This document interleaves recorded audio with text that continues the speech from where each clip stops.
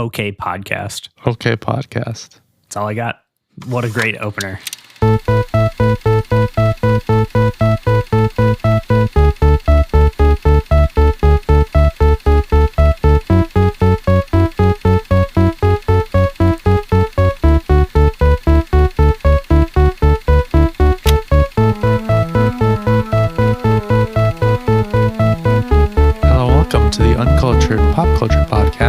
This is David, as usual, joined, as always, by Brandon, the co-host.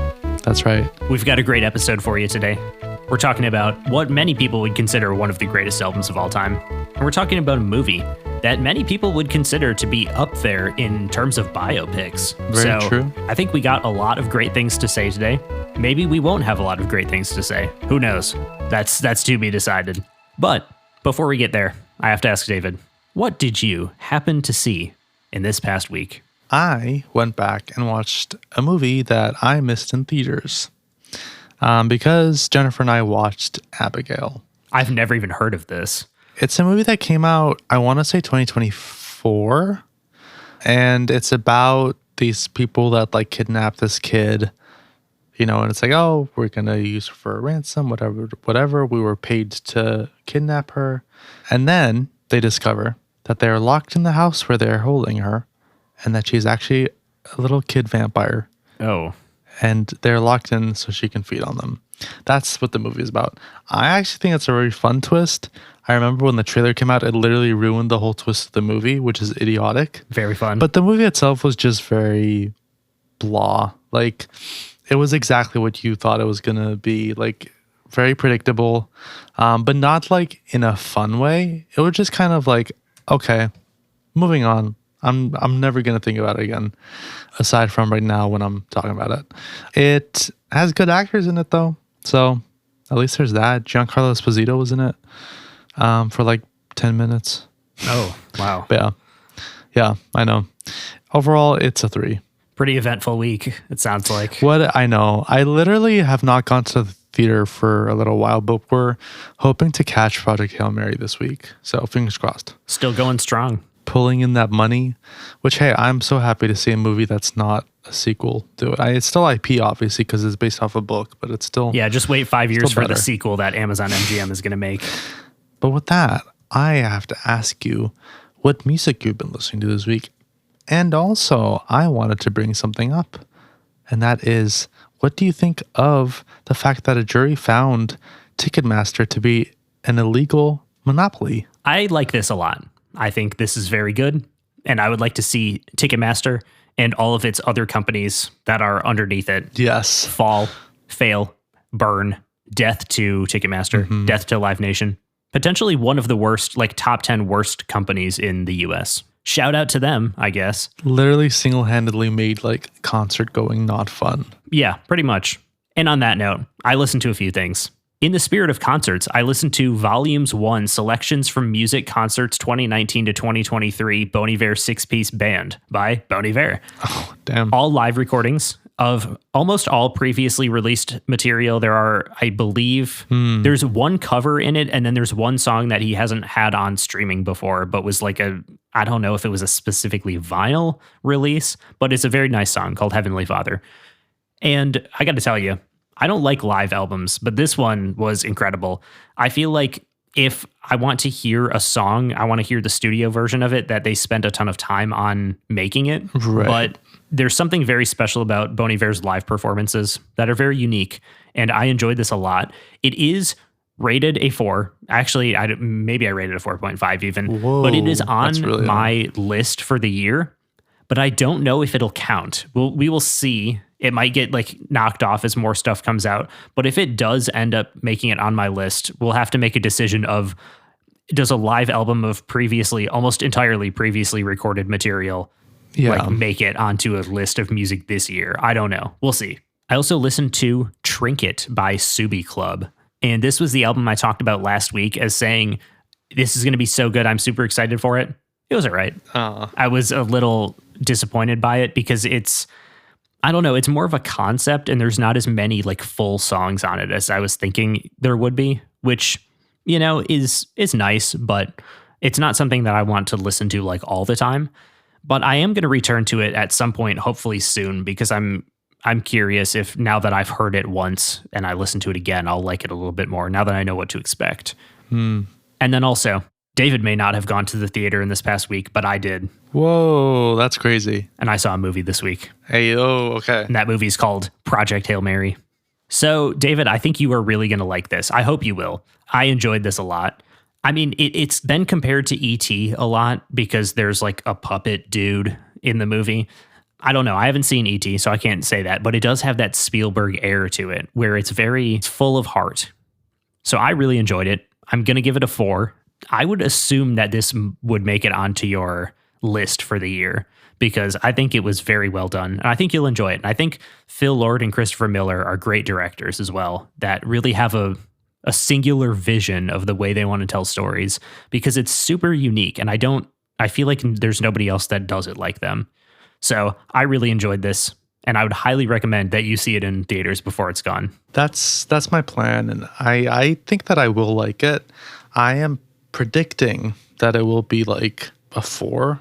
I do typically give movie scores, but I don't really like doing it. I just do it for Letterboxd. But if I had to predict, I think that is what I'm going to give it probably. It's going to be within that range. But it's really interesting hearing you say that it's like E.T. I'm definitely not the expert to talk about E.T. as I've never seen it, but from what everyone else is saying, that's what it's like. So I feel like there's got to be some truth to that. And I think that you would enjoy that aspect of it. I believe it's also like, it's not a movie about space. It's a movie about friendship. So if that interests you, that does. So I'm looking forward to it. Hell yeah. But on that note, we got to talk about one of the greatest things of all time, according to many, because this is OK Computer, the third album by Radiohead. Released May 21st, 1997 by EMI in Japan, June 16th, 1997 by Parlophone in the UK, and July 1st, 1997 by Capitol Records in the US. I don't know why they did that, but they did. There were 4 singles released from the album, with only Paranoid Android preceding the album in the UK and the US. I assume you have heard of Radiohead, but do you know anything about them? Well, I had heard 2 of the songs from this album. Oh, okay.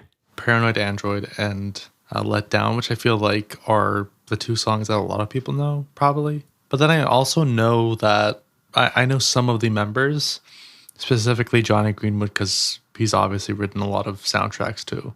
That's kind of what I knew about them. I also knew that, they're obviously beloved by a lot of people.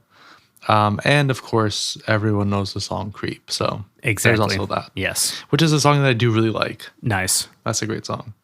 Well, Radiohead is from Abingdon, England, which is just south of Oxford. Since their formation, their lineup has consisted of lead singer Tom York, guitarists Johnny Greenwood and Ed O'Brien, bassist Colin Greenwood, and drummer Philip Selway. The band was formed at the private all-boys school that they attended. They were somewhat active in the Oxford music scene, but that scene was organized around the emergence of shoegaze music, which we have talked about before on the podcast.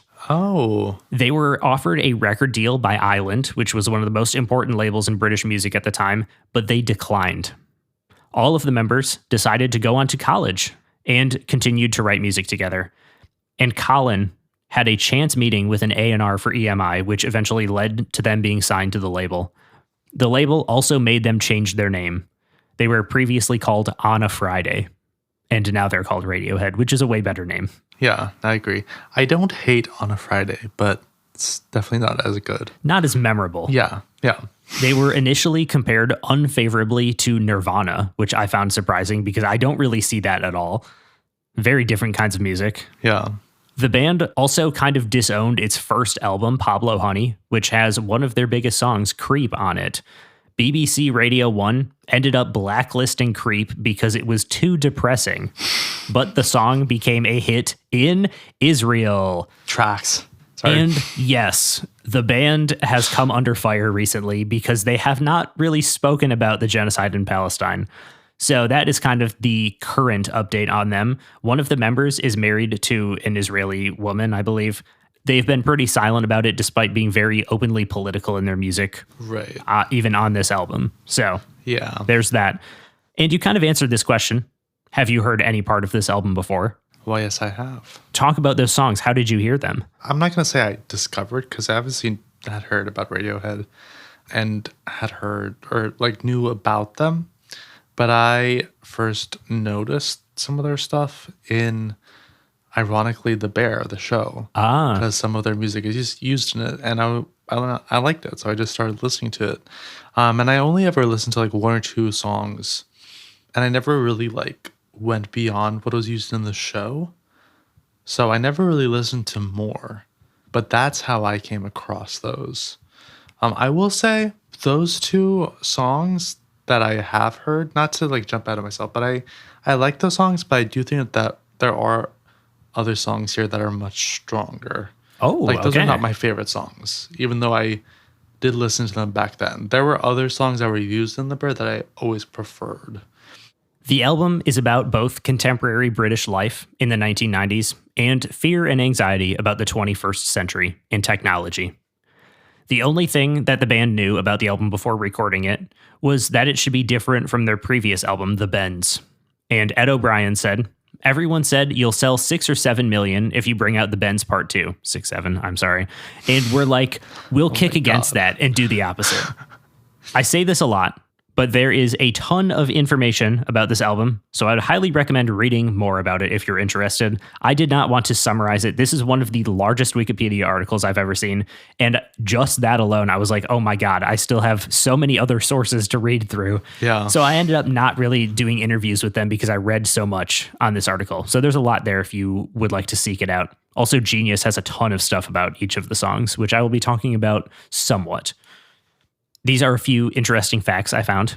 They opened for Alanis Morissette in the US, and that is when they tested out a lot of the new songs that they had written for this record, which I found to be interesting, and that's a little connection for us. They estimate that around 80% of the album was recorded live as a band, which is kind of crazy. Just one, like they just mic'd up the room and just, that was it. The title of the album comes from Hitchhiker's Guide to the Galaxy. And York said that the title refers to embracing the future. It refers to being terrified of the future, of our future, of everyone else's. It's to do with standing in a room where all these appliances are going off and all these machines and computers and so on, and the sound it makes. The album art was created by Tom York and Stanley Donwood, the latter of whom continues to create all of the art for the band. Donwood said that the color palette was him trying to make something the color of bleached bone. I like that. The album is in the genre alternative rock, which we have covered a few times before. And at the time, Radiohead was seen as pushing this genre into the future. They took unconventional approaches to promoting this album as well, which also included making a website. They were one of the first bands to be online. And now, what were your expectations? I was pretty sure that I was going to like it. I just didn't know to what level. I mean, as someone that focuses on melody a lot, something that I've noticed with a lot of electronic music is that it can feel a little formless to me, if not done like exceptionally well, the way that like Daft Punk does it. Although obviously that's a very different style. That's not alternate rock, but I was wondering like how much that would play in here. There was also the fact that I feel like alternate rock is one of those genres that is so wide. Very much. I mean, Beck is also alternative rock, and that's a totally different thing than that's going on here. Yeah, I wasn't 100% sure what to think. I did think that I would like it on at least like a basic level, though. I also assumed that. Yeah. So EMI released OK Computer, despite thinking that it would be a failure. And following the common theme of labels knowing nothing, it was a success, especially critically. The band was favorably compared to Pink Floyd, Talking Heads, and REM, and the album was quickly considered one of the best British albums of all time. It peaked at number 1 in the UK, Ireland, and New Zealand, and number 21 in the US. However, it did peak at number 1 on the American Top Dance Albums chart, which I think is insane. What the hell were we doing? Like, we've had this a few times. Dance music? This is not dance music. This is alternative rock. So, whatever. It finished 1997 as the number 8 album of the year in the UK And it finished 1998 as the number 41 album of the year in the UK. So, big success. It is certified double platinum in the US and 5 times platinum in the UK. And it was nominated for Best British Album at the Brits, and it won Best Alternative Album at the Grammys. It is ranked number 42 on Rolling Stone's Greatest Albums of All Time list. And as of recording on Rate Your Music, it is the second best album ever, second only to Pimp a Butterfly by Kendrick Lamar, which we have listened to before. And in case that isn't enough praise, BBC Radio 6 also called it the 6th most overrated album ever. So You do you, BBC. And this is actually a new album for me. I have never listened to it before. Nice. Many years ago, I told friend of the show, Grace, that I was scared to listen to Radiohead because of what it might do to me. So until this week, I had only heard like 3 songs by them. I went in thinking that this album might change everything for me. All songs were written by the 5 members of the band. All songs were engineered by Nigel Godrich, who also produced all of the songs with all 5 band members. And it was mastered by Chris King Fader Blair. And David, I said your favorite will be Paranoid Android, which I'm pretty sure will be wrong now. And your least favorite will be No Surprises. And I said you would give this album a 3.5. And with that, it's time for track number 1, Airbag. This is a song about Tom York being in a car crash. It introduces one of the themes of the album, that technology can kill us, but it can also save us at the same time. And this is a quote from Tom York. I was really frightened of cars back then, but Airbag was almost the opposite of that. If you get into a crash or a potentially disastrous situation and walk away, you feel 1,000 times more alive, regardless of what that is. It's more about that. I was also sort of experimenting with the way that Michael Stipe wrote lyrics, where you've got this thing of semi-nonsense, but when you add them together, it has a cumulative expression of something. And I started off the first note I wrote about this album. Wow, his voice is a lot more annoying than I thought it would be. So, unfortunately, yeah, this song was a big whatever to me. Kind of a disappointment, honestly. I gave this one a 2.5. The first thing that I thought of was, oh my God, those are jingle bells, I think. Nice. That's how this song stays in my head now. It's just the Jingle Bell song. And I like the rock sound. It's, I enjoy the rock sound of this. You can definitely hear the hints of electronic music coming through. I will say, something that I was worried about, though, was present in this song, in that it feels formless. It kind of feels all over the place. And like there's no clear direction or melody, really. It's not a bad song. This song is a 3, but it's definitely a weaker start to the album that I was a little bit surprised by, to be honest. So I agree. Yeah. It is very interesting because I knew this was a rock album. I knew this was an alternative rock album that experimented with a lot of things, but I did expect a little bit more structure to the songs. Yeah. There are not many choruses at all on this album. And if you are looking for choruses, as I was the first time listening through here, I was incredibly disappointed. Once I went back to it and kind of knew what was going on, I raised up almost all of my scores on all of the songs. Not by a ton, though, because it's never going to be something that's like, this is not the number 2 album of all time for me, personally. I'll spoil that right away. Same. Not to spoil it, but same. Yeah. We'll get into it more as we go on, but this was definitely a different experience than I was expecting. The fact that Radiohead is so well known now and talked about so much might ruin a lot of people's first impressions if they're going into this expecting something like, something that they've built up in their mind. I think this is the type of music that you should go into like just with a clear mind. I think that's the best way to experience it, pretty much. I agree. So if you haven't listened already, you should shut off this podcast, go listen to the album, and then come back. And if you want to listen to next week's album, we should go to our Instagram and check there. Exactly. Great plug. Thank you so much. And it's time for track number 2, Paranoid Android. This was the lead single, released May 26th, 1997. It peaked at number 3 on the UK singles chart, and it is certified gold. And from Genius, York's lyrics were based on an unpleasant experience at a Los Angeles bar, during which he was surrounded by strangers high on cocaine. In particular, York was frightened by a woman who became violent after someone spilled a drink on her. And I wrote down, it is all right. Not super interesting to me. Not terrible. It's a 2.5. let me explain why I feel like you were going to really like this song. Because when I was listening to it, I thought, this reminds me of a Pink Floyd song, kind of. I It's could see that. prog rock. It's got so many different movements to it. It's very long, but it's always like changing and doing something else. That's not the type of song I like, but I figured, I know you like Pink Floyd. I thought, you know what? I feel like this is a good choice for me to pick your favorite song, but I don't think it is now. Well, And I have no I idea kind of what gave it'll it be. away. Let me just first say that absolutely sounds like Los Angeles with the bar. For sure, yes. That's perfect, yeah. And honestly, I can see your point about Pink Floyd. I think Pink Floyd does it better, Yeah, where with their music, it feels like they take a theme or like a melody and then like morph it into different things. I feel like with Radiohead, it feels murkier. It feels like a little bit less thought out in some way, which does make me like Pink Floyd more. it's a little more experimental too.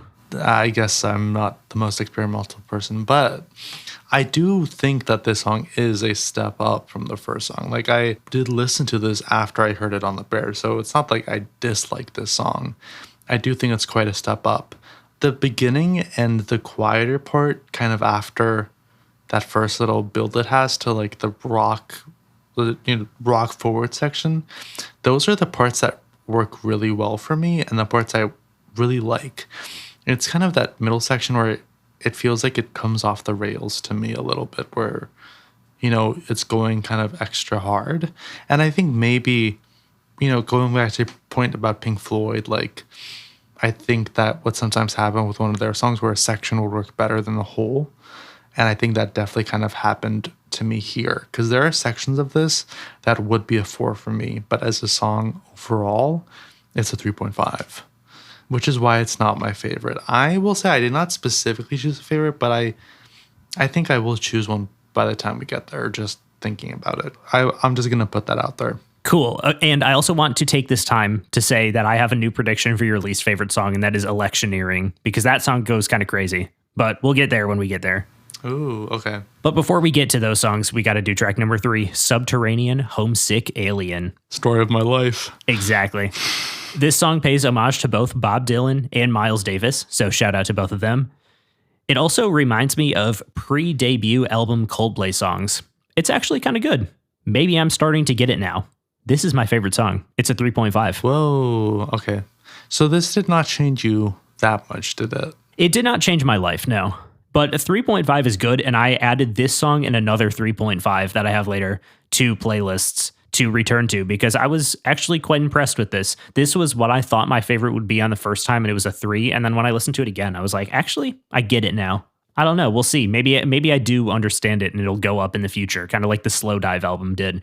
I don't know. Knowing that Radiohead also like has constantly evolved to maybe an album from or songs from another one of their eras might work better for you too.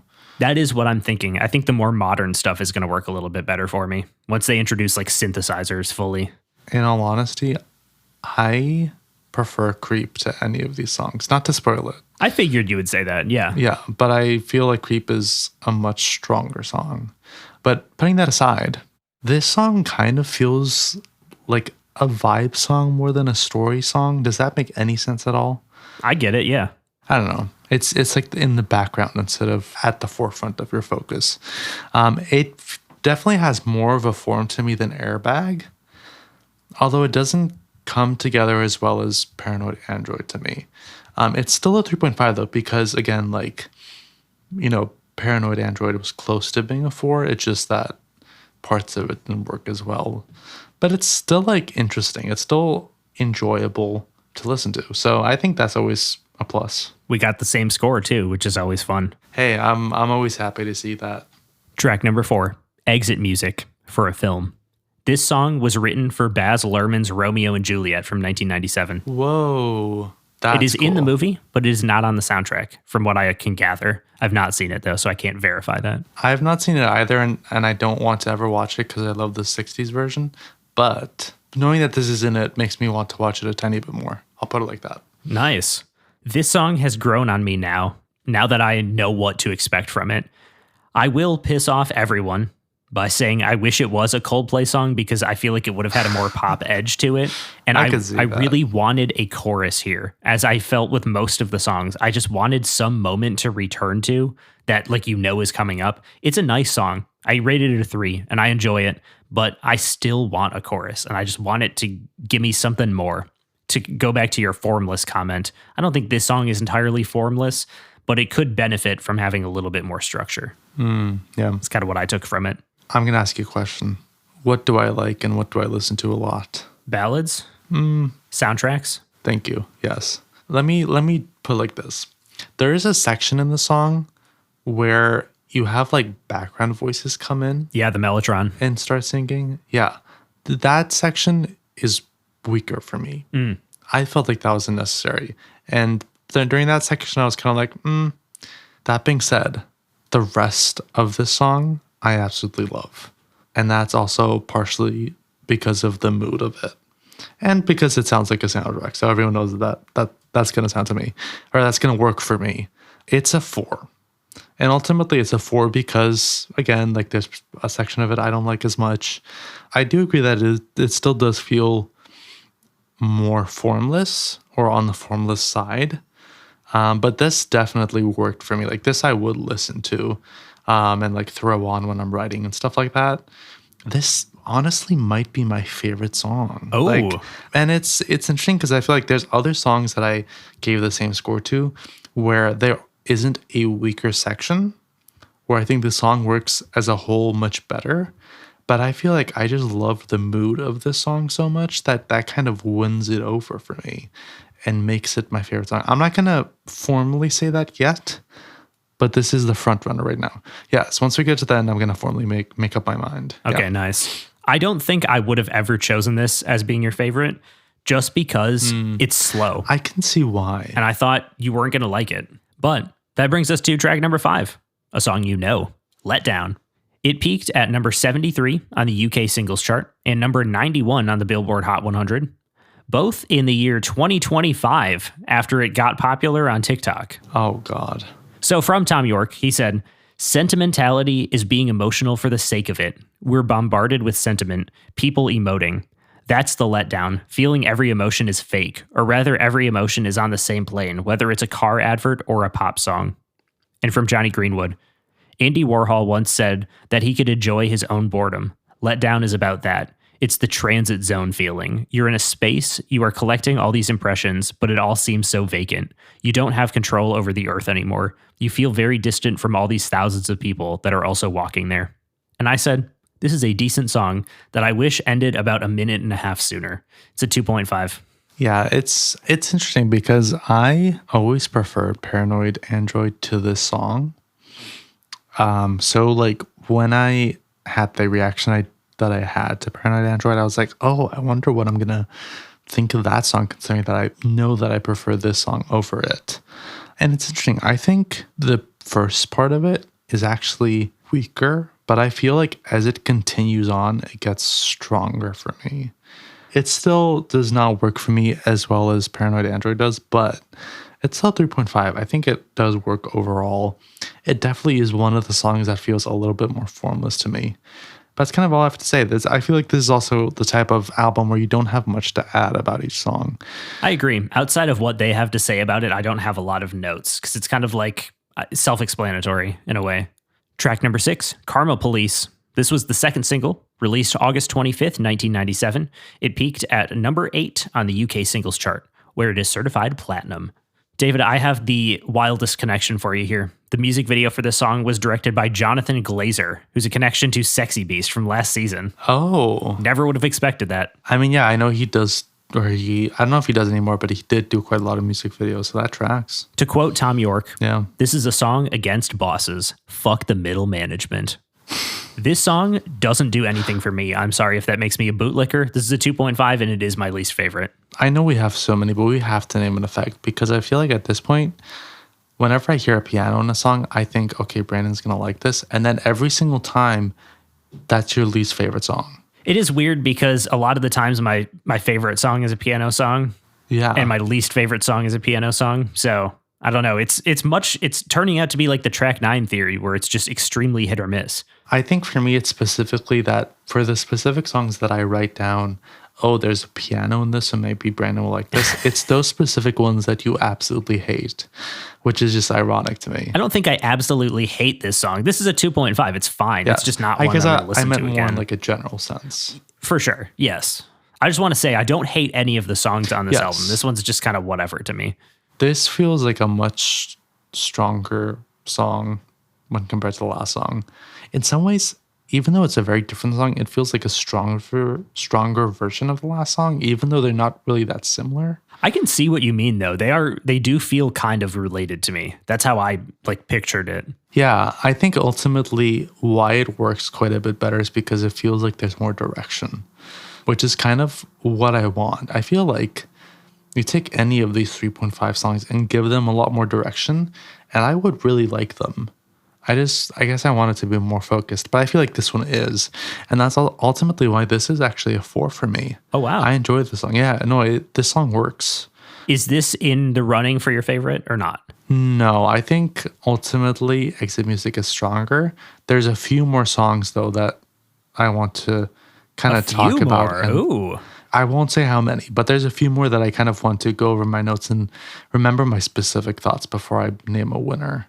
I am going to say, though, that we are about to enter a little, not to spoil it, but a little weak spell for me in the album. Oh, interesting. That was not what I was expecting. I feel like the second half of the album is a lot stronger than the first half, even though the first half has my favorite song. Ironically, I agree, but I agree for specifically like the last couple of songs. Okay, yeah, I can see that.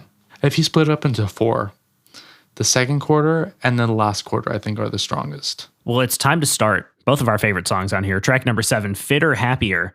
I said kind of cool to have in the middle of an album. I am not rating it, and I did not. It's not really a song. You can give it a rating, though. It's not really a song.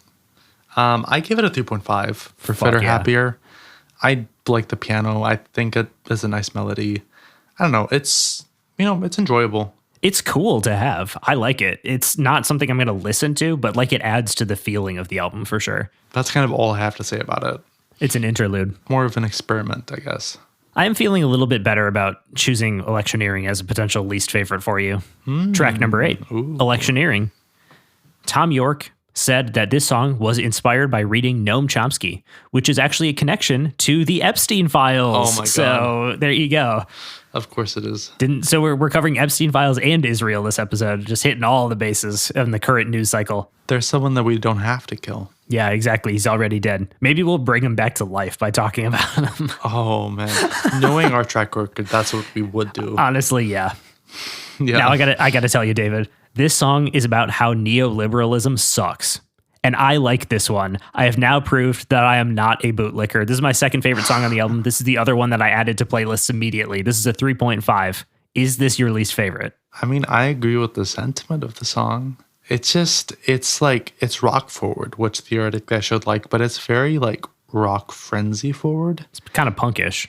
It feels very messy in a way that I'm not the biggest fan of. I also feel like it goes on for too long. Interesting. Yeah, which I feel like you could say about quite a few songs. Not quite a few, but like at least several songs on the album. Yes, for sure. But this is one of the ones where I specifically wrote it down. And because of that fact, and because this is one of your favorite songs, I feel like I kind of have to choose this as my least favorite song on the album. Which, hey, it's still a 3. That's still pretty good. I don't hate it. Track number 9, Climbing Up the Walls. This is from Tom York. That one's a bit of a mystery to me, to be honest. I used to work in a home for the severely mentally ill for a while in this little village, and I remember one of them escaping one night. He was perfectly harmless, but he was really ill. I mean, he couldn't be out in society anyway, but because it was in a little village, it sort of stuck with me. This idea of the guy in the middle of a field and the police chasing him. This song was described as scary by the band, and I think it's super interesting. It feels like what The Cure were trying to do on Disintegration, except better. I gave this one a 3. Yeah, it feels quite emo to me. I can Very see that. like muffled and teen. And ironically, you brought up The Cure, but this is the song where I can see that little connection to Nirvana, like where people Yeah. were comparing it. I can totally see that with this song. Yeah, this is also a 3. I don't really care about this song that much. It's just fine, which is interesting because I feel like I typically like very like moody stuff. But this is just kind of like, Track number 10, No Surprises. The fourth and final single, released January 12th, 1998. It peaked at number 4 on the UK singles chart and is certified 2 times platinum. Shout out to the Glockenspiel. This song was inspired by Pet Sounds by the Beach Boys. That is why I chose this as your least favorite initially. Tom York called it a fucked up nursery rhyme. And a longer quote from York, the line, bring down the government, they don't speak for us, has become this weird thing. It gets this weird reaction when we play it now. But again, that was written on a shitty bus journey, a 2-hour bus journey with a bunch of old age pensioners in Britain. I don't know why my car wasn't working. It actually wasn't a political thing at all. It was like, why have people like this been dropped? Why are we just left to rot? If this is a democracy, then they should be helping us. Why aren't they helping us? It was just that. This is a standout on the album for sure. It does hit the 2 roadblocks I have with this album though, which maybe in the future I will get over. But as of right now, I really wish it had a chorus, and I'm still not entirely sure if I like his voice all the time. I gave this one a 3, but it is one of the most memorable on here, and I feel like it can grow on me for sure. as someone that is used to 2-hour bus rides, this worked for me. This is, I'll throw it out there. This is a 4. And it's a higher 4. Like, this is in the running for my favorite song. It does have a very different vibe to it compared to a lot of the other songs. It's obviously quieter and it feels much more relaxed, which I like. I feel like in some ways that helps me with the fact that maybe these songs have a style that's a little bit less focused, like you don't have a chorus, stuff like that. I feel like, honestly, with Radiohead, this quieter style in general just works much better for me. And that's why this is a 4 and a high 4. I am not going to formally choose yet until the end, though. I'm still kind of deciding. I'm fine with that. I do want to say, Pet Sounds by the Beach Boys. I totally hear it in this song, in the guitar melody especially. That's and ironic. I think it's so interesting that you like this one a lot because you did not like that album at all. Yeah, I don't know. Maybe there's just something that they bring to this, and by that I mean Radiohead, that makes it work for me. I don't know. It's somber. That's a different emotion that we didn't really feel on Pet Sounds. True. Maybe that's what helps. What the fuck is up with that album, though? It's happy, and you don't like it, and I like it. That just doesn't make any sense. Yeah. Track number 11, Lucky. The third single, released December 26th, 1997, exclusively in France. It charted only in Iceland, where it peaked at number 22. So that's a fun fact for you. Shout out Iceland. Shout out Iceland. This song is sometimes seen as a companion to Airbag because it describes a plane crash instead of a car crash. And the instrumental breakdown at the end is really fun, but this one doesn't come together as much as my favorites on here. I still gave it a 3 because I do enjoy it. It's just still kind of a victim to that formless kind of vibe, Quieter sound, which works for me. And this song specifically feels kind of like a 70s rock song. I also like the build in it. I think the build in is quite good. And it's also a 4. Nice. I will say, speaking to your point about the fact that it's formless, I agree. I think that that's kind of something that exists throughout the whole album. And honestly is the reason why I could not rate any song over a 4 in this album. That's kind of the highest I can go because ultimately I feel like that's always in the background and will always be a little bit of a problem for me. And maybe is why, I'm not a big Radiohead fan. Like, I can enjoy their music, I can like it, but I'm not going to go crazy for them. I don't know. We got one final track here. Number 12, The Tourist. A song about living your life too fast. It was written as a reaction to Johnny Greenwood seeing tourists speeding through a small town in France. And I only wrote one thing. It's fine, but I won't return to it. This is a 2.5. It's interesting because this song kind of has that more restrained, quiet sound that the last 2 songs have. But I think it doesn't work as well for me because it feels less propulsive. It feels like there's just something that was in the last 2 songs that's kind of missing. It is also longer. That might be a part of it. Ironically, though, I feel like the second half of the song works a little bit more for me. Like, I feel like as it goes, it maybe starts to find some of that. I don't know. But ultimately, this is a 3.5. Not a bad place to end on, for sure. But this was a really interesting experience. Definitely very different, but also exactly what I thought it was going to be. We've reached the end of the album. Now I have to tell you, this was not a 4 for me. This was not the life-changing experience that I thought it was going to be, and I hoped it would be, and had been promised to me by everyone that I knew. I ended up giving this album a 3. I initially gave it a 2.5, and then when I went through and rated everything higher, I was like, you know what? It is a 3 because it's better than a lot of the 2.5s we've listened to on here, even if some of those 2.5s have a song or two that I'll return to more than any of them on here. It is overall just a cohesive album that deals with a lot of similar themes that I feel like is a very nice listening experience. It's enjoyable to an extent. Ultimately, 90s music is never my favorite era, but, you know, it's all right. It's not the worst. It's not as good as I thought it would be, and it's not as bad as 90s alternative rock could be. So that I would consider a win. And I wrote down my only note at the end. I do not think it is the second best album ever. So my apologies to everyone on Rate Your Music. They already hate me though, so it's fine. Yeah, I agree. I mean, in many ways, I feel like this is something that theoretically I should really love. Ultimately, though, this is a 3.5, which kind of slots into my, like, I enjoy it, but it's not like a favorite of mine. And that was kind of my experience with the whole album. I don't know, it's interesting because there's a lot of stuff I like in it, but ultimately I want everything to come together more. And I feel like that was one of the things that I was really missing. And ironically, I feel like that's something that we've seen with quite a few albums, including stuff, for instance, like The Cure, which I do like this more. Maybe it's just the alt rockness of it. So yeah, it's ultimately a 3.5. I am also kind of moving towards Exit Music as my favorite song just because I feel like I remembered it more than I remembered. No surprise. Like I remembered, oh yeah, I like this song. So I am stapling that in. Exit Music for a Film. It's a very fitting title for you. I was about to say, yeah, very fitting for me. And now we've reached the end of the album, which means I have to ask you, will you add any of these songs to playlists, and will you return to this album as a whole? I will probably add some of these songs, like Exit Music, to a rock playlist. Yeah, I'm not going to return to this, though. I ultimately do want more direction in what I listen to, so I'm not going to add all the 3.5s, for instance, and I'm not really going to return to this that much. Will you add anything to any playlist, though? I did add my 2 3.5s, Electioneering, and then my favorite song, Subterranean Homesick Alien. So those ones I will be returning to. I look forward to doing more Radiohead in the future because I think that I assume they have better albums. And generally, when the critics and when everybody on Rate Your Music says an album is extremely good and one of the best ever, I do not like it. So this was actually kind of a surprise that I ended up liking it a little bit more, because normally this would be like a 1.5 type of deal because I just, do my own thing all the time. But I have one final question for you.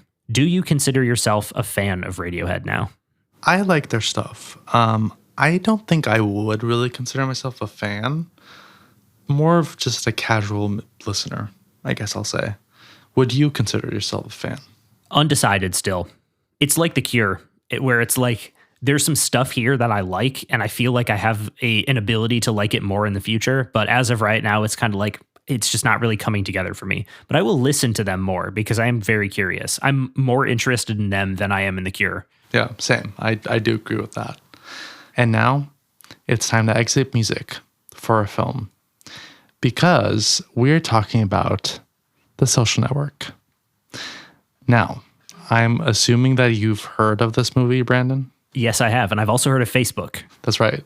This is also our second David Fincher film that we're covering on the podcast, and our first Aaron Sorkin film. Somehow that is crazy exciting to me. Yeah. We've gone through 50 whatever movies without covering Aaron Sorkin. Although I will say, I feel like he started writing like features later on. I feel like most of his focus was TV. The West Wing. Which will probably be brought up. But in any case, let's talk about the IMDb logline first. As Harvard student Mark Zuckerberg creates the social networking site that would become known as Facebook, he is sued by the twins who claim he stole their idea and by the co-founder who was later squeezed out of the business. That's actually pretty good. That pretty much covers it. It's pretty good. It kind of feels dry to me. I mean, yeah, but it's also a biopic, you know? Like, you don't want to like overdo it in the logline. You want people to be like, to go in and think, we're going to see Mark Zuckerberg's real life. Well, and ironically, even though the little genre of this is biographical drama, to me, it always felt kind of removed from biographical films. Interesting. It felt like obviously, yes, it is a biography, but maybe because of the way it's done, it felt just a little bit removed. I don't know. It is a little bit more theatrical seeming than like a regular biopic, but I definitely did feel like a biopic to me. And part of that is due to the structure, which I'm sure we will talk about. We will talk about, yeah. In any case, let's get the credits out of the way. It's directed by David Fincher, of course, and produced by Scott Rudin, Dana Brunetti, Michael DeLuca, and Sean Chaffin. I don't know exactly how to pronounce that. Apologies. It's written by Aaron Sorkin, adapted from The Accidental Billionaires by Ben Mesrich. The cinematography is by Jeff Cronenweth, and it's edited by Angel Wall and Kirk Baxter. The music is, of course, by Trent Reznor and Atticus Ross, which we will, of course, definitely discuss. And it was distributed by Sony Pictures Releasing and rated PG-13. For some reason, I always thought this was rated R, not PG-13. It does seem like a movie that'd be rated R for no reason, but it is kind of nice that it's PG-13 because there's really no reason to rate it R. 100%. And of course, it stars Jesse Eisenberg, Andrew Garfield, Justin Timberlake, Armie Hammer, he's back, ladies and gentlemen. Shout out. And Max Minghella, among many, many others. So let's talk about it. Mark Zuckerberg was born. I'm kidding. Oh my God. No, we're not doing that at all. Let's start with Aaron Sorkin. His family came over with the Mayflower. He read an unfinished draft of Ben Mesrich's book about Facebook, or about the creation of Facebook, which is, of course, The Accidental Billionaires. He had used the court details and actually information from Eduardo Saverin, who was a main consultant, not while he was writing the book, but I think like before. I think he was like, don't come to me while you're actually writing it. I don't want to be quoted or anything like that. But Aaron Sorkin got his hands on an unfinished draft. It was probably going around. And 3 pages in, he wanted to write the adaptation. He was on board. As he said, quote, I was reading it and somewhere on page 3 I said yes. It was the fastest I said yes to anything. They wanted me to start right away. Ben and I were kind of doing our research at the same time, sort of along parallel lines, end quote. So it seems like even though it's presented as adapted from the book, they were both doing separate but still connected research. So I don't know how much the screenplay is adapted from the book ultimately. I haven't read the book, so I can't speak to that really. But it seems like Sorkin did a lot of his own research. And this included making a Facebook account. And the big reason why I think that he did not get too much from the book was because by the time that the book was published, he had written at least 80% of the screenplay. And I don't believe that he read the book like fully until it was published. And he was pulled to it because he was interested in the themes of friendship, loyalty, jealousy, class, and power versus Facebook itself. He wasn't really interested in like, oh, Facebook as a company or anything like that. He was interested by the story around it and the story of these friends. When it comes to the research he did specifically, I actually have a quote from him. And that goes as follows, quote, there's a lot of available research, and I also did a lot of first-person research with a number of the people that were involved in the story. I can't go too deeply into that because most of the people did it on the condition of anonymity. But what I found was that 2 lawsuits were brought against Facebook at roughly the same time that the defendant, plaintiffs, witnesses all came to a deposition room and swore under oath, and 3 different versions of the story were told. Instead of choosing one and deciding that's the truest one or choosing one and deciding that's the juiciest one, I decided to dramatize the idea that there were 3 different versions of the story being told. End quote. So that provided pretty much the structure for the whole project. Now, obviously, a question comes up, and that is Facebook going to be involved? Are the people at Facebook going to be involved? Scott Rudin, who's one of the producers, did meet with executives, but they could not reach any sort of agreement. So ultimately, Facebook was not involved in any way with this film. Sorkin did consider actually directing this. But ultimately, when the producing team approached David Fincher, he went to Sorkin, or I believe he emailed him, and he said, I'm going to ask you to put your directing career on hold for one more movie, just one more, because he really wanted to direct it, which Sorkin, of course, did. And now he has directed several movies. I haven't seen any of the ones he's directed, but he is literally directing a sequel to this that's coming out this year. I was going to say. We will discuss that for sure. He gets his wish. And so Fincher comes on board and they have their first problem. Do you want to guess how long the script was?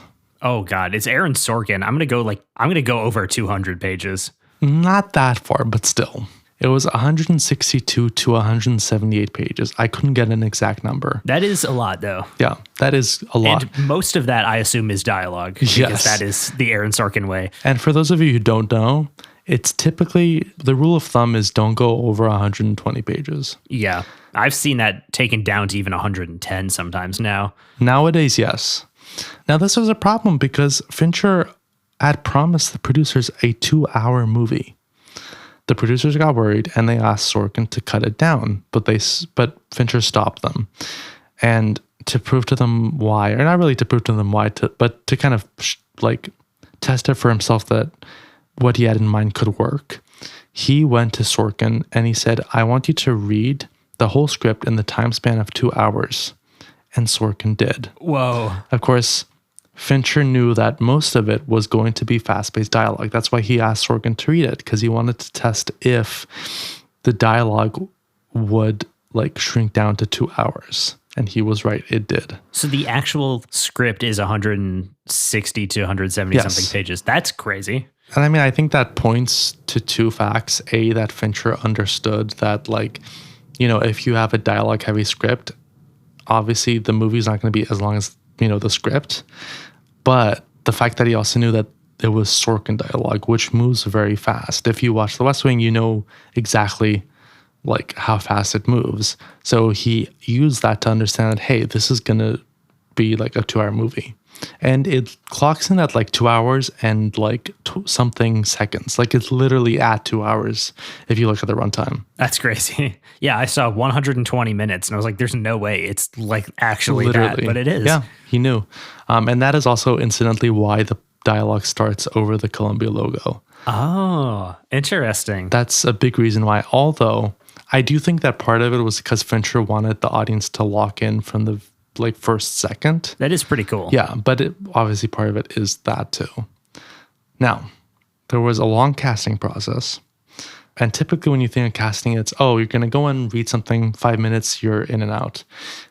It was kind of different with Fincher because casting this movie for him meant 60 to 90 minute sessions with the actors where they would read stuff from The West Wing. Oh, wow. Yeah, I think to work with the same style of dialogue. So very arduous. Eventually, they did get the main cast of Jesse Eisenberg, Andrew Garfield, Justin Timberlake, etc., etc. I couldn't really find any names of anyone else that was involved. But a big role was not cast until close to production because of a very particular problem. I wonder if you can guess what role that was. Is it the twins? Yes. He wanted actual twins, but he could not find anyone. So eventually they cast Armie Hammer. And then they also cast Josh Pence to serve as a body double. And then, of course, they later just superimposed Hammer's face on top, or whole head on top. And they spent a lot of time together kind of learning each other's body tics and idiosyncrasies so they could, mirror each other kind of and look like real-life twins. Something else that Fincher did was he banned the actors from meeting their real life counterparts or the counterparts of their characters. He did not want them to try to act similarly to them. Sort of more of a evocation rather than, a one-to-one recreation or something like that, which I think it was the right way to go. I will say Justin Timberlake did seem to run into Sean Parker.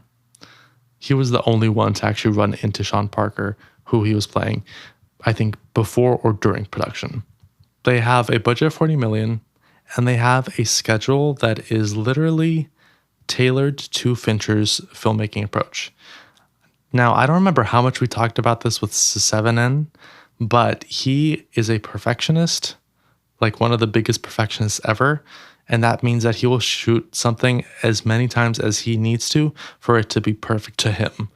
So, for instance, the opening scene took 99 takes. Oh my God. Of course, they actually scheduled for the amount of takes that Fincher would be doing. This is not his first rodeo. So, hey, if you are going to do a lot of takes, this is the way to do it, where you're scheduling it for that specifically. And I'm sure that everyone involved knew what it was going to be like, because Fincher is known for this. Now, where do you think they filmed Harvard? Do you think they actually filmed on Harvard campus? I mean, that was my thought, but now that you say that, Well, was it not? turns out Harvard has not let anyone film on their campus starting in the 70s. And that's because the 1970s movie Love Story that filmed on its campus destroyed some trees. I don't know how, but they did. All right, sure. And ever since then, Harvard has refused to let anyone film on their campus. So instead, the Harvard you see in the film is actually made up of Phillips Academy, Milton Academy, Wheelock College, and Johns Hopkins University. Wow. Meanwhile, Silicon Valley, the scenes in Silicon Valley were filmed in Los Angeles and Pasadena. I knew it. I just had that vibe. Los Angeles supremacy. That's all I'm going to say. Over the Bay, I think that's probably a fair take sometimes. Yes, 100%. Sorry, but 100%. Now, they also had plenty of rehearsals. And in one of the early rehearsals, Garfield came in with a copy of Economics for Dummies. Eisenberg really liked this, so the next day he came with a copy of C++ for Dummies. They both read the introductions for their books and then never read them again. Nice. Which is what I would also do, because who is going to read that? I wouldn't even buy the book. Honestly, same. Yeah, I would just be like, no. Take that step. Yeah, whatever. Nope. Yeah, I read it at home. I promise you, David Fincher, I read it at home. I did at home, don't worry. And they became very good friends, which made their their rivalry scenes kind of hard to play because it affected them emotionally. Something that we don't have a problem with anyways. Yeah, especially after last episode. Yeah. After, I'm here. No, I'm kidding. Eisenberg, who has been diagnosed with OCD, also found Zuckerberg to be a difficult character to play because of the way the character spoke and behaved. The way that that character speaks and behaves were actually things that Eisenberg struggled against in his entire life. I don't know if that means something that he tried to attain or something he tried to not go towards in his personal life, but in any case, he did struggle with that. He also read a copy of Zuckerberg's college application. He read the essay. How the fuck did they get that? Maybe from Harvard. Maybe That's Harvard insane. was like, you know what? We don't mind giving you student information, but you can't film on our campus, which tracks for any school, honestly. But he discovered that Zuckerberg had a love of fencing, which feels so random to me, but hey. And he took a couple classes and realized that it affected his posture, and he applied that to his character. Now, let's talk about Armie Hammer. I'm so excited. Let's talk about a prank he pulled. That can't be good. Yeah, he pulled a prank on Max Minghella. Minghella, of course, plays Divya Narendra, and after filming was finished, Hammer and Minghella, and I believe Pence, I'm not 100% sure, but I believe Pence ran into the real Divya Narendra. Now, Max Minghella was really worried that his portrayal was not authentic. He was really kind of scared of meeting Narendra because he was like, oh my gosh, what is he going to think? So what does Armie Hammer do? He goes to Narendra and he says, hey, can you speak to him with an Indian accent? Can you fake it to try and mess with him? And as Hammer recalls about the moment when this went down, quote, Max just turns white and he just starts going, I'm so sorry. I'm so sorry. That is kind of funny, I will say. It's also I feel like in line with Hammer. So, yeah. And do you want to guess who directed the last shot of the film? Because it wasn't David Fincher. I don't know why I just thought immediately Justin Timberlake. No. Okay. Then I don't If it was know. him, he would have like been ripping people's bras off. Oh my And showing God. nipples. The last shot of the film was directed by Aaron Sorkin. Fincher announced that he was leaving before the last shot was going to be done. And Sorkin was like, oh, what? And then he suddenly finds that the production crew is coming to him and asking him how he wanted to film it. So it's only a second or two worth of footage, but Sorkin got to announce that the film was officially wrapped, which I didn't see a reason why Fincher did this specifically, but I would guess that it was his way of being like, okay, now it's your turn to direct. Like I'm allowing you to, That's start your pretty cool. directing career. Yeah, I like that. If that was the intention behind it, I do really like that. Now, let's talk about the release. The movie came out October 1st, 2010, and grossed $224 million. It was a big box office hit. It also received critical acclaim for its direction, script, and performances, with many calling it the best film of the year and of the decade, even though it came out in the first year of the decade. That's wild. Yeah. And a lot of people have now put it as the best film or one of the best films of the 21st century. It, of course, received 8 nominations at the 83rd Academy Award, Best Picture, Director, Actor for Eisenberg, Cinematography, Film Editing, Original Score, Sound Mixing, and Adapted Screenplay. And it would win only 3. It won Adapted Screenplay, Original Score, and Film Editing. And this movie is kind of famous for the fact that many think that it did not win everything it deserved. Best Picture and Director were won by The King's Speech, which many have said is a much weaker film, and that The Social Network was really robbed of quite a few awards. Many have also noted that Andrew Garfield was snubbed by not being nominated for his performance in this film. I thought he was really good. He was really good. Honestly, obviously Jesse Eisenberg is great in this. I love him in this. The performance that I have always noticed is Andrew Garfield. I think both of them deserve to be nominated, but he kind of steals the scenes for me. And honestly, Justin Timberlake actually did a really good job. I was impressed with that. No, with he him. does a very good performance. Honestly, seeing his performance in this makes me wish that he would act a little bit more.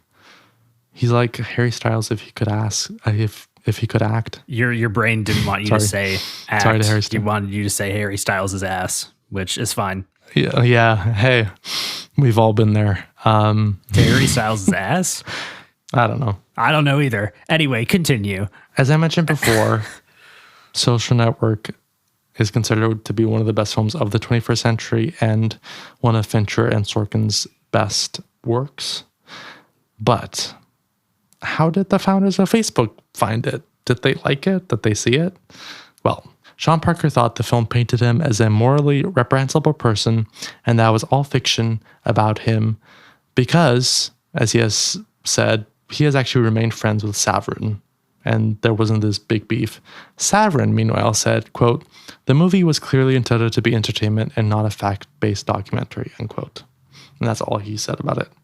Dustin Moskowitz, meanwhile, said that, quote, "A lot of exciting things happened in 2004, but mostly we just worked a lot and stressed about things. The version in the trailer seems a lot more exciting, so I'm just going to choose to remember that we drank ourselves silly and had a lot of sex with co-eds." End quote. As for Zuckerberg, he made it clear that he had no intention of seeing the film and that he wished that they had not made the film while he was still alive. That being said, he did eventually go to see it with several of his employees, which I would not have liked to be that weird. employee. Yeah, I don't know about that. Just like, oh God, like I gotta bash this movie now because of my boss. He said that there were a lot of inaccuracies, but weirdly enough, they did get his clothing right. Okay, sure. Why not? Yeah. He was like, oh yeah, they literally copied like literally every piece of clothing in this film is something that I did wear, which Sure. okay. Got to praise him on something, I guess.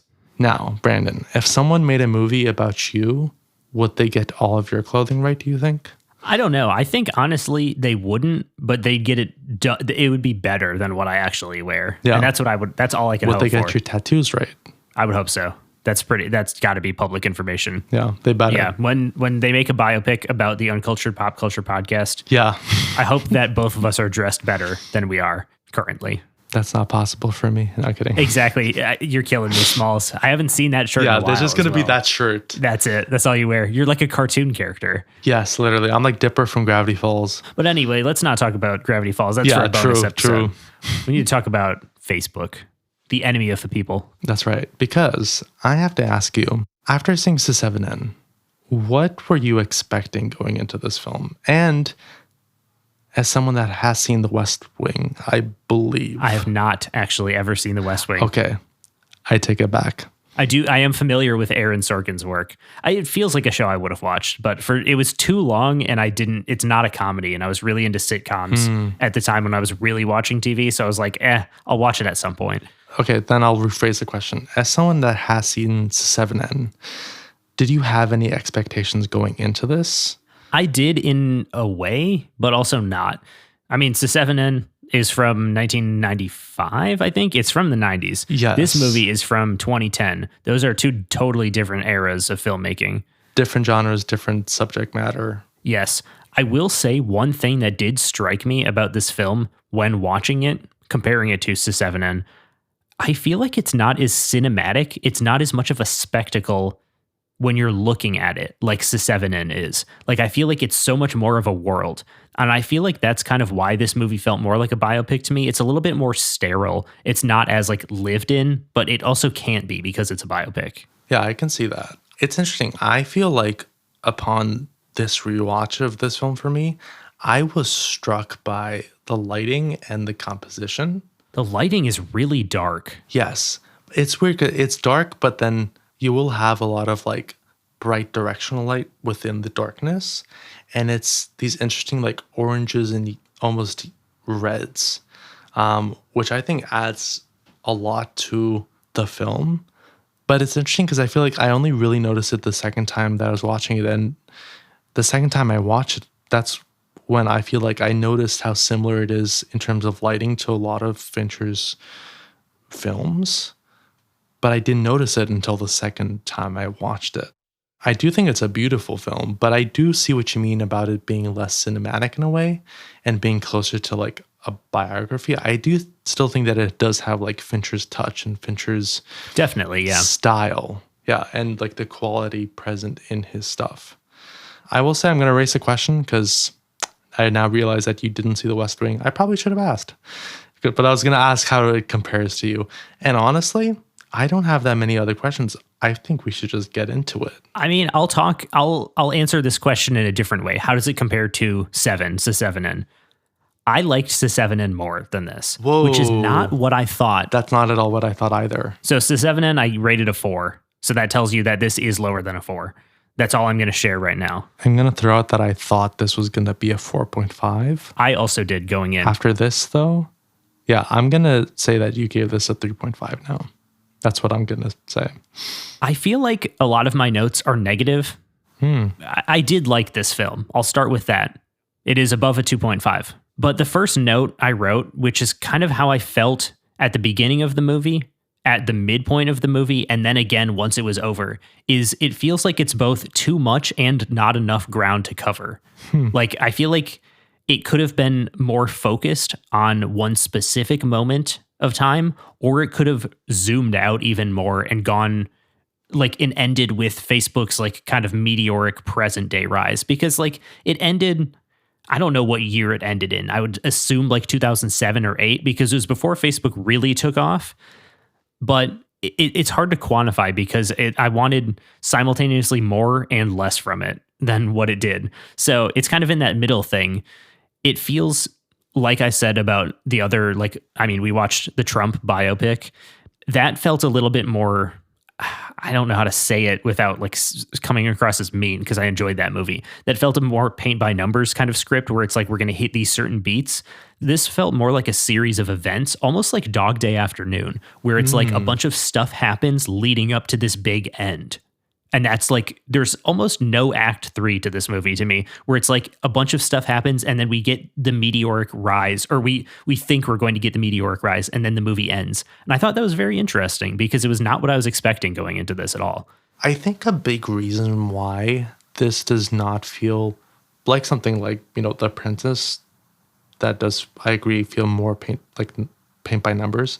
The reason why this does not feel like that, to me at least, is ironically because of what it focuses on and how it focuses on it. It is a very different approach, and it's definitely the approach that I prefer when it comes to a biopic. And this is something that people have kind of discussed with a lot of recent biopics like Bohemian Rhapsody, where, a little bit of a tangent. For Bohemian Rhapsody, the initial idea was, let's focus on a specific time period within Freddie Mercury's life, like a week or something like that, versus telling his whole story. It eventually morphed into just, okay, rise and fall beginning to end, like beginning of his time with Queen to Live Aid. I think, and I feel like this is a sentiment that is shared by a lot of people, I think focusing in on a specific moment in a known person's life is much more interesting than just beginning, rise, fall, etc., etc. I think that focus approach can yield a story that is much more interesting. And I think that's why this does work more for me, because ultimately this is a story about friendship and how Zuckerberg destroys his friendships and how that leaves him lonely, even as he's making Facebook, which is all about connecting with friends. And I think that's why this film works so well for me. So I'm very interested. Did that part work for you? Did it come through for you in this film? It did, in a way. I don't really know how to describe it because that is the theme, but I came away from this movie thinking Mark Zuckerberg is such an interesting character. And I felt like it almost felt more like a character study to me than it does, a story absolutely. about friendship.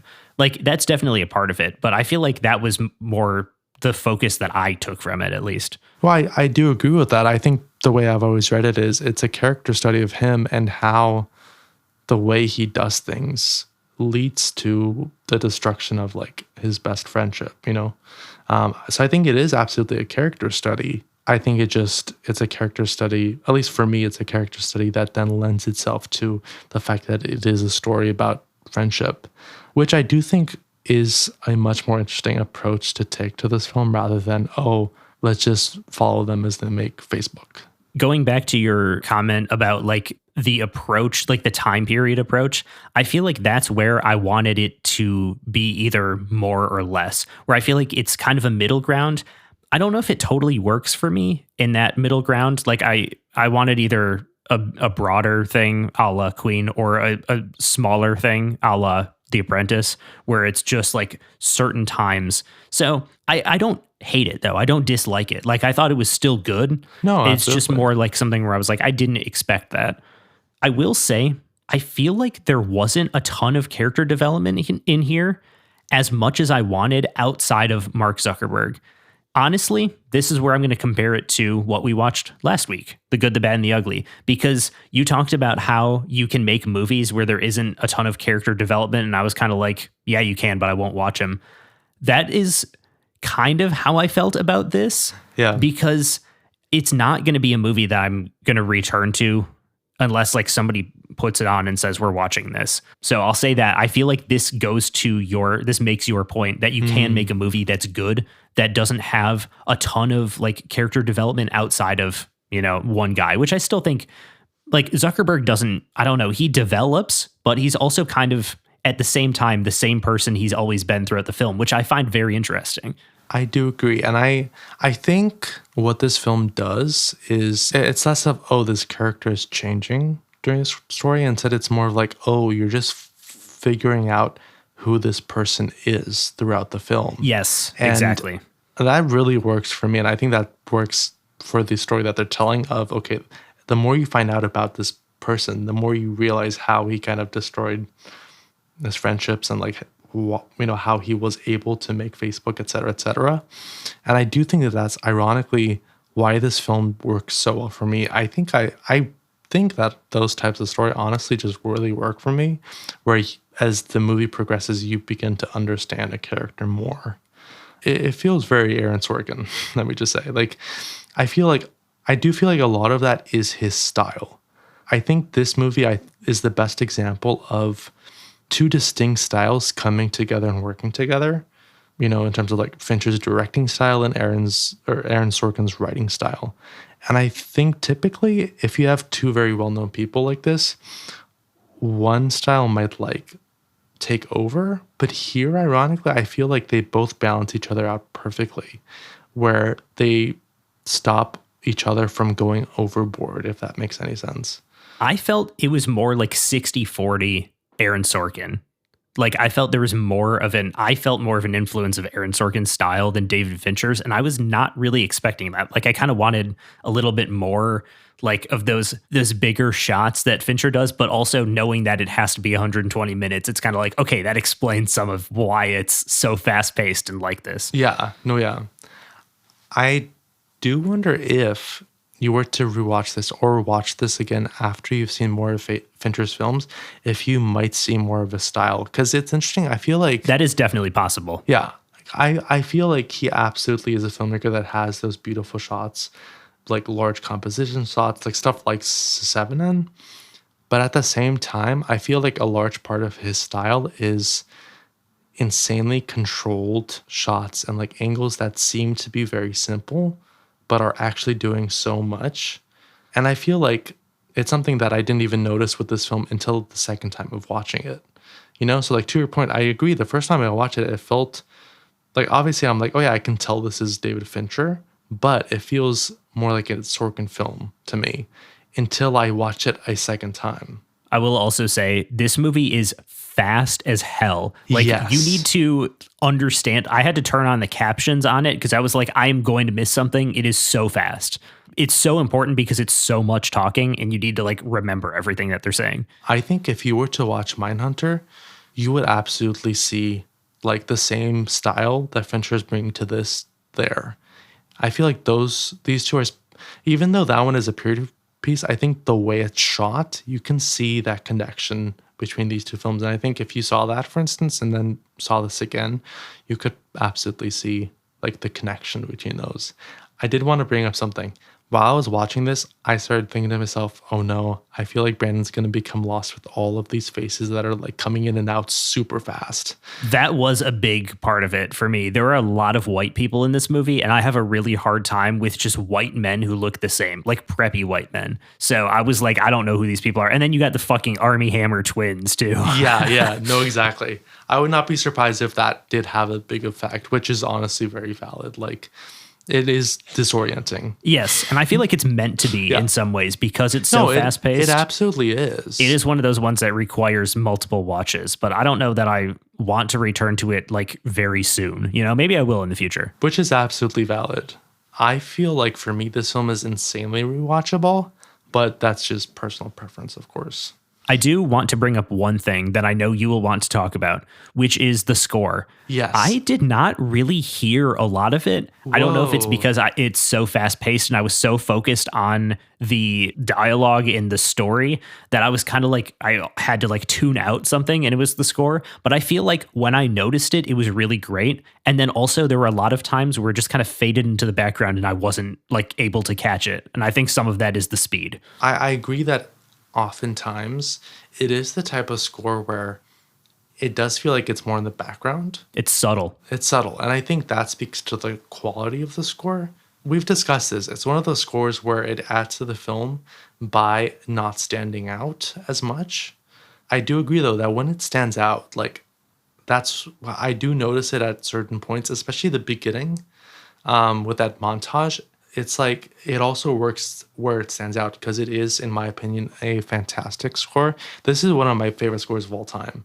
And I think, for instance, if you were to go and listen to parts of the score, including parts that maybe didn't stand out as much, like I think you would also really like it. I definitely can guarantee I would because the parts that I heard, I thought these are very nice. I just feel like I didn't hear a lot of them. Oh yeah, and I do agree with you. I honestly feel like as the film progresses, you notice it more. I feel like it's very prominent in the beginning.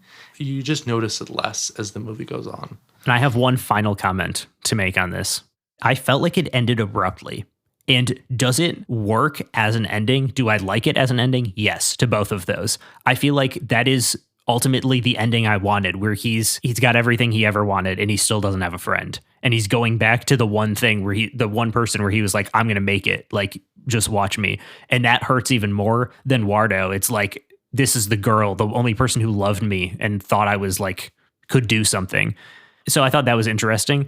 But like when it ended, I was kind of like, oh, that's it. Like I kind of felt like we had another hour left of the film. Like I was like, I want more. I want to see what else is going to happen. So that was kind of the part where I felt like it was abrupt to me. But I do think overall, like from a writing perspective, that is the best ending that they could have done. And that's like the beats that I want it to hit. I feel like just watching it, maybe because it's so fast and it finally slows down in that moment, it's like it drags it out a little more in a good way. I don't know, but I just thought it was kind of, I don't know, I wasn't prepared for it to end so soon. I mean, I agree that that is like the best ending for the story they're telling. And I mean, not to spoil it, it does work perfectly for me.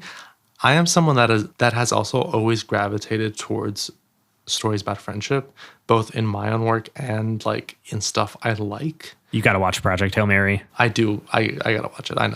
I know it's all about friendship, so I got to watch it. But I do think that that's also potentially another reason why this works personally for me so much. I will say the fact that like it kept you wanting more when you reach the end is maybe a reason why you should check this out in like a couple of years. I think maybe that points to the fact that it's like, okay, I want more of this specifically. It is a unique feeling because I don't want to say it's a short movie. Like 2 hours is a solid chunk of time, but it goes by weirdly fast. It goes by really fast. And I think that's because of the way it's done. Yeah. And it also crams in so much information. It's so dense that it's like it goes by fast, but then it's also like, whoa, what did I just watch? Like I need to process that for a second. Yeah. Yeah. Well, I did want to ask you one last thing. We kind of talked about this, but I did want to bring up the cast because I feel like I don't think there's a bad performance in this film.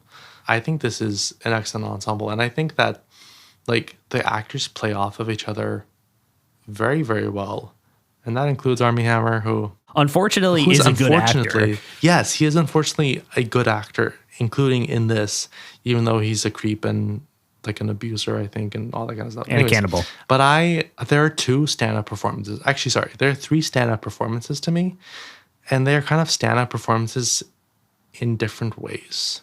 And those three are Andrew Garfield, Jesse Eisenberg, and then Rooney Mara.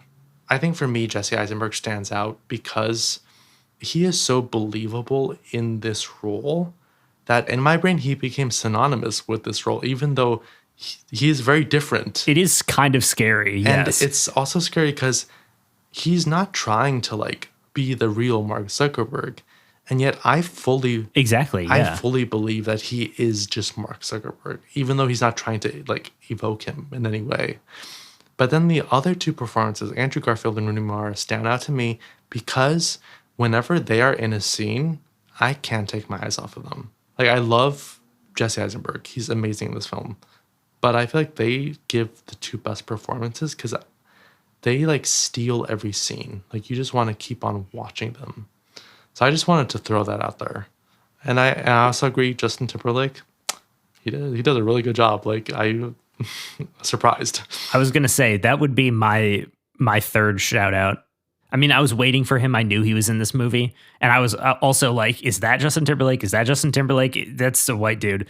And then he finally appeared and I was like, how the hell does he connect back to the story? And I feel like that was also kind of a fun way to introduce him. It's just like, you know, he's a rogue individual. That's right. Like us. Yes, just like us. We're True. Crazy. But with that, I'm going to give you my score. It's a 3. Ooh. Which feels harsh. Yeah. It was initially a 3.5. And as I was looking through my list of everything and where it would slot in, I was like, this is either the lowest 3.5 that we've done or the highest 3. And I decided really on a 3 just because a 3.5 to me has to have some level of rewatchability. And for me, it's not quite there. It's super close, but it's just like, I don't know. It didn't fully come together. And I don't know entirely why. I still liked it overall. Like I said, this is the highest 3 that we will do. That's really So interesting to me. I did not expect this though. I thought this was going to be a 4.5. I genuinely also going in, I thought was that, like, yeah. I'm going to love this movie. No, I fully thought that based off, your reaction to Seven and based off the fact that I feel like this subject matter is something that would interest you more. It does. Than Seven. I don't know about more than Seven because I feel like Seven is just a very well done thriller. Yes. And true. This movie, I do like, I feel like biopics, I don't know that I like, that's another one like Western. I feel like it's going to be lower. It's going to just in general rated lower than other movies. I guess I meant more in terms of like the way that this story approaches, like the way they approach the story when it comes to biopics rather than some more typical biopics. One last thing I'll say is before you give your score, Aaron Sorkin has talked about his mentor a lot. His mentor is William Goldman, maybe the greatest screenwriter ever. And I think Aaron Sorkin is also amazing as a writer. But I will say, there's something about William Goldman's ability to get to human emotions that just sticks with me a little bit more than Aaron Sorkin. Not to say Aaron Sorkin's bad, because I think he's great, and I think he did a good job in this film. But I do think there is just that little bit of something that I don't fully connect to Sorkin with. I do agree with that because, amazing screenwriter, one of the best that's ever lived. I do feel like, for me, an issue I have sometimes, not all the time, but sometimes, is I feel like he gets a little bit lost in his own skill, if that makes any sense. I can see that, yeah. It's almost like he's a little bit too good. He gets lost in writing rather than telling the story, maybe. I don't know. Then again, I wish I had his ability, so I don't even know why I'm saying that, but this is something that happens with music too. Jacob Collier, Charlie Puth, both incredibly talented musicians technically, but sometimes I feel like there's a little bit of emotion lacking. There's a little bit of that heart that I just don't fully get from them that I do with other artists. I get and that. Not to say that Aaron Sorkin is the same way, but I do think that he is just so technically far and above everyone else. And his stories hit the perfect beats at the perfect moment. It's kind of I don't know. Sometimes I want it to be a little bit messier than that. I don't know. But now tell me why this is a 5 for you. So you're perfectly right. This is a 5. I do agree with the fact that this is one of the best films of the 21st century, not only because of the quality, but because I feel like it perfectly captures what is going on and has been going on in our world in terms of interpersonal relationships and social media for the past 20 years. I think it also deserves that place in my ranking because of the fact that it is just incredibly well done. I think this is probably my favorite Sorkin written project that I've seen, and probably my favorite that I will ever see. This is my second favorite Fincher film. Oh, wow. Yes. My first favorite is Zodiac, which we will definitely cover. I'm surprised you like this more than Sesevenin. I thought this would be right below it. I think that's crazy to me. I love Sesevenin. I really like it. I do think that ultimately, I feel like for me, this feels like Fincher in full control. While Sesevenin, he's obviously in control, but it doesn't maybe feel all the way there yet.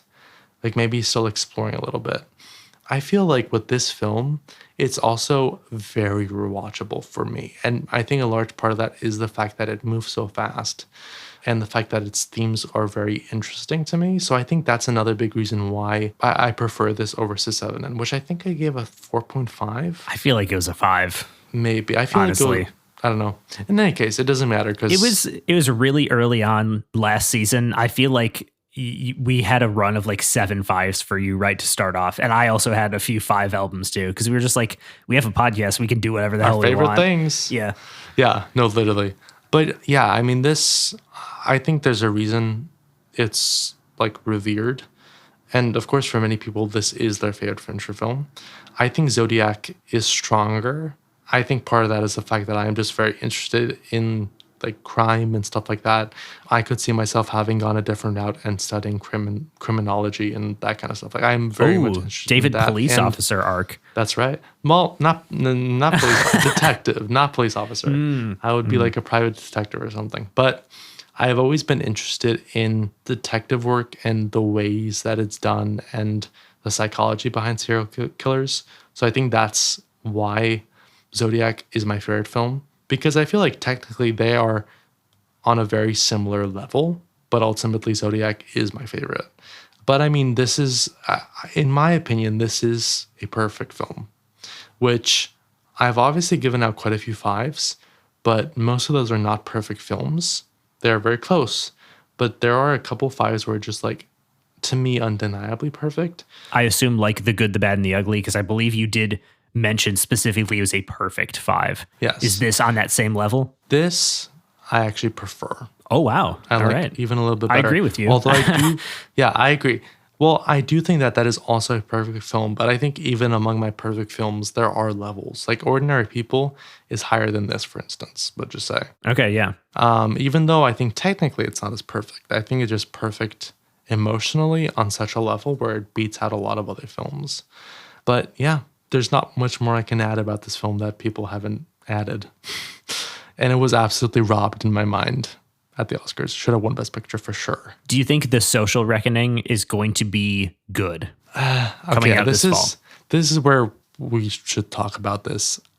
For those of you who don't know, Aaron Sorkin is writing and directing a sequel to this film, starring Jeremy Strong as Zuckerberg. Oh, Jeremy Strong is Zuckerberg? Yes. I did not know that he was Zuckerberg. Okay, that's interesting. Heisenberg is not coming back. I know Mikey Madison is in it. I don't know who else. I don't know. From what I've heard, I've not seen any of the films that Sorkin has directed. From what I've heard, he is a much better writer than director. That's also That's what I've heard. what I've heard, though. Yeah, I can't speak to that because I haven't seen any of the stuff he's directed. But I don't know. I don't feel like this film needs a sequel. I agree. I love the actors involved. Jeremy Strong is an amazing actor. Mikey Madison, I think, is one of the best like young actresses working today. I loved her in Nora. She made that film what it is. But I don't really see what they're going to like tell. And I mean that as a sequel. Like, I think that you can make an interesting film about Facebook and Zuckerberg, about like them now or Facebook when it's in its prime or whatever you want to say. But I don't see how you make an interesting continuation to the Social Network film itself. So I don't know.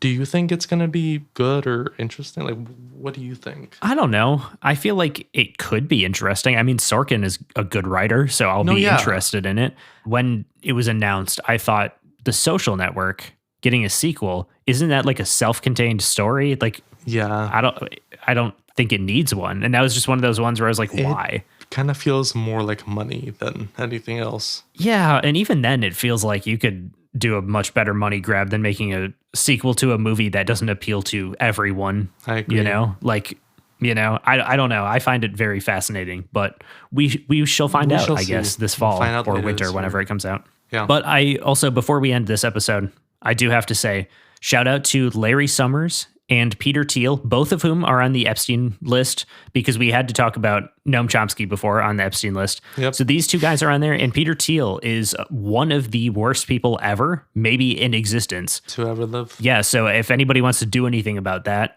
don't tell him I told you. And on that note, I think this was a great episode, David. Yes, and I agree because shout out Armenian Jennifer. I finally remembered before you. I thought about bringing it up multiple times throughout the episode, and I thought, you know what? I didn't have a good way to work it in, so I figured we could get through an episode without you mentioning it. But you know what? I'll give it to you. True. I accept my fate. I just had to shove it in at the end. I can't say anything to that. I don't know what to say. Yeah. That is the end of the episode. If you want to find us, if you want more uncultured pop culture, we have an Instagram. We will tell you what we are watching a week before, so you can watch and listen to everything that you could ever need to know about the podcast before it comes out. And on that Instagram, we also drop these little videos that David and I do, which are pretty great if I do say so myself. Those are also available on TikTok and on YouTube. If you aren't listening to this on YouTube, go subscribe to Uncultured Pop Culture. And because we'll be posting all kinds of great stuff here. And if you're wondering where the heck you can find those links, we actually have a link tree where we have all our links in one place. You can find it in the description of this episode and also on our Instagram. So go check that out. And if you want to let us know what you thought about this episode, leave a comment, leave a review, or just rate the show. And of course, tell your family, tell your friends, tell anyone you think behaves like Mark Zuckerberg to listen to this episode. So they can see an example of what true friendship is like, because we are still here after last episode. Exactly. And I don't think the same could be said about Mark Zuckerberg. So does that make us better people? I would say yes. That's right. Because we are not lizards pretending to be people. Oh, all right, David, let's talk about conspiracy theories here. That's right. And on that note, we will see you next week. Bye.